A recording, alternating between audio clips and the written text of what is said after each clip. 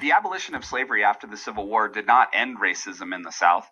In many ways, post-Civil War South was even more segregated and more defined as two societies than it had been before the war.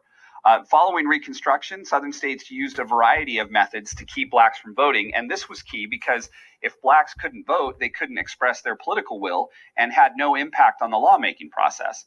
So Southern states used measures like poll taxes, where you would have to pay a tax to vote, or a literacy test, where you had to demonstrate your literacy to the satisfaction of the registrar, or a grandfather clause, where you could only vote if your grandfather had voted in the state.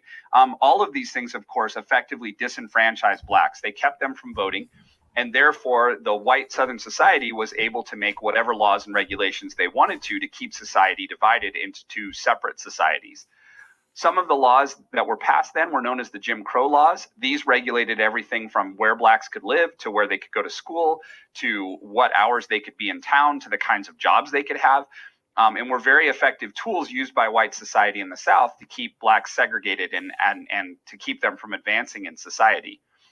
Many blacks were very frustrated because sharecropping was really their only economic option.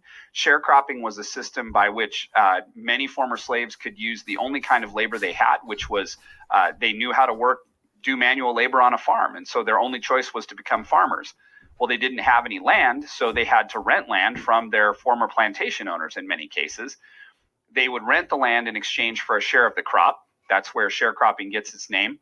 And in good years, it was okay. There was enough crop to turn over to the landowner. But in bad years, the former slaves who were sharecropping wound up in debt to the landowners. Well, over time, that debt would stack up. And before long, many of these former slaves were in conditions very similar to the ones they'd been in when they were slaves. They were doing the same kind of work, many times for the very same person, their former owner, and very much tied to the land because of all the debt that they had accumulated, living in abject poverty.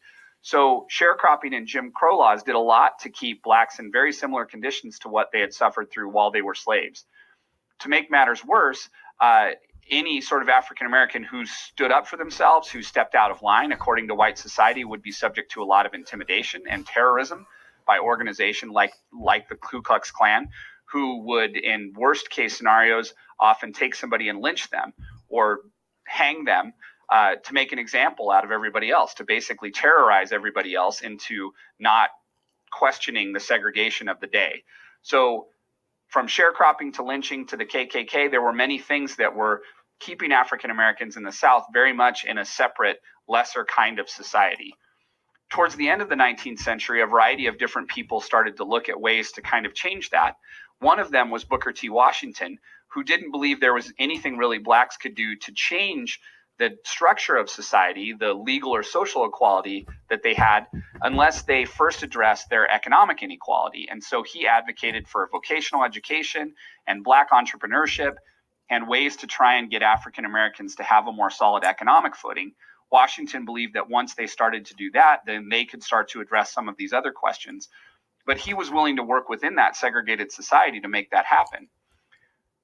Counter to Washington was a man named W.E.B. Du Bois, who believed in Pan-Africanism and that all African Americans should bind together and to fight together to get rid of the legal and social inequalities that they face.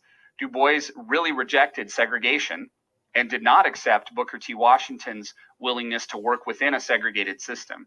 So Du Bois and Washington kind of framed the two sides of the argument then about what blacks should do about the racism and the segregation they were facing in the late 1800s and early 1900s, an era in which blacks really suffered a great deal of injustice in United States history, and an era that would really continue until well after World War II and the civil rights movement of the 1950s and 1960s.